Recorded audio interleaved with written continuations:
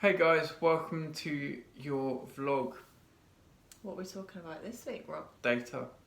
What about in data in particular? What? Okay, so we are talking data this week. What are you talking about? What Queuing about you data? up.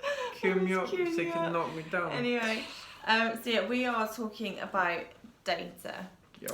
A lot of people use Delicious it in data. Delicious data in I like data. Yeah. Do you like It's the very data? yes. We like the data. Yes. And if you are a member of Wikiwiki Triathlon and you've used our coaching, you know that we use data in the coaching session. So whether that be, power if you train on the bike, heart rate if you choose to train by that, CSS, there's lots of numbers involved in our coaching sessions. Rewind. In the swim, CSS, critical swim speed. In the bike, because people might not know this stuff. Yeah. In the bike, we Power test or heart rate. FTP, functional threshold power, or heart rate training zone to structure your training. Running, again, Pace, mostly pace, mostly heart rate. Some people have power pods on their feet. So they're kind of very common things to be using. They're fairly simple to use. Now, the kind of data that we're really talking about is not that sort of stuff in the main, but we're thinking the real hardcore data. So when you use your Garmin or use your Watt bike, if you've got access to one of those, it can record so much information. Max heart rate, average heart rate, heart rate peak, what did it peak at? I mean, there's screens on my Garmin watch that I'm not even sure what they record. All kinds of stuff. Yeah. When you go running, percentage left and right is useful, but then how much your leg oscillates when it's coming through, stride length, you've got cadence, all sorts basically. It's mental. It really is mental, and actually, how much of that is really useful for improving your performance as a triathlete? The jury's out, if I'm honest. It's nice to look at, but in reality, how much do you look at? So on your watch, what do you look at after a run? What do you look at? My average pace. Yeah. Anything else? Maybe calories burned. Calories? What? So you can go and eat? Yeah, eat my body weight back up. But it tends to be time, average pace, and distance. It's always distance, isn't it? Where you're a bit faster than last time. That tends to be it. So what about on the bike? So we've done the session on the bike. So outdoors, first of all, what do you look at? So again, it'd be time, distance, and average speed over that. What about on the Watt bike? Time and average power. No, you always look at distance as well. Distance, but average distance. Power in my power to body How far weight did ratio. you go in the same time? Yeah. Did my power improve? What was my average power output? Blah blah blah. Swimming tends to be time and distance. Yeah. That's about it really. Can't really get heart rate in the pool. CSS obviously you wanna, but you've got the bars that's turning with one pace. But that one pace. We're kind of looking at data. Now that's quite a lot for most people that, especially just starting out in triathlon, it's like it can be quite overwhelming. Yeah. So do you need that to be a better triathlete? What do you think? Yes and no. You can't. You can't say that. I can. So yes, because those numbers can be useful when you're training. If you're following a training plan, sometimes it's useful to know those numbers. But also no, because you can get too hung up on those numbers that you begin to focus too much on one thing and ignore all the other elements that are incorporated to make you a good athlete. Okay. So yeah, yes and no, and I will say it. So we posted an article during the week, which started to highlight this discussion, and that's probably where it's, where our thoughts have come from.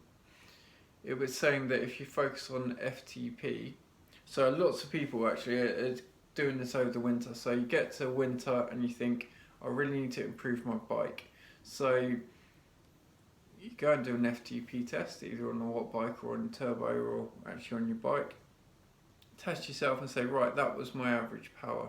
This is my power per kilo body weight. And you get your average power over that time, FTP, and you kind of figure out, right, so I'm going to spend winter, the next 3 or 4 months, or longer if you're in the UK, because the weather's we have like 2 months of But you concentrate on, right, I'm going to improve my FTP, and you focus so hard just on that you kind of neglect the other things that make you a better cyclist. So what are the ways that you can train to make yourself a better cyclist over the winter? So interval training. Yeah. If you imagine, if you're on a bike, it's all very well having the power, so the FTP element of it, it's all very well having that power in the legs and kind of being able to push a lot of power through. But what happens if you're in a non-drafting race?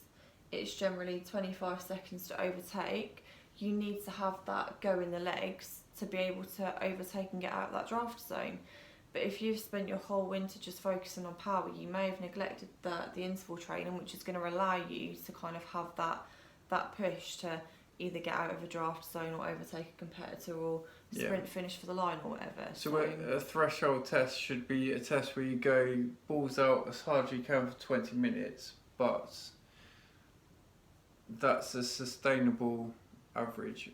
So it should be paced, basically. Yeah. And what Loren's kind of pointing to is spikes in power. So if you're in a race scenario, unless you are riding on a power meter and you know, right, that's my FTP and I'm going to ride at that power the whole way through, that could be fine. But if you haven't got a power meter on your bike, is there any point in really obsessing about FTP in training if you're not actually going to use it in racing? It's all relative. Yeah. So if you've got a power meter like the top pros have got, and even the rubbish pros have probably got as well, then you know what you can hold for, 1 hour, 2 hours, 3 hours, 6 hours, whatever it is. So that's a great way to pace your race. What happens if you haven't got a power meter and you've been obsessing about improving your FTP in training?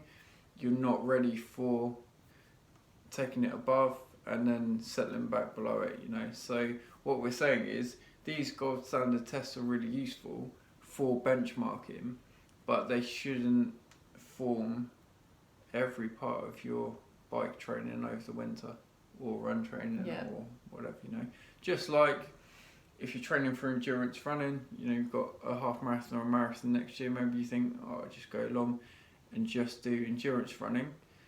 That's going to make you better at endurance running.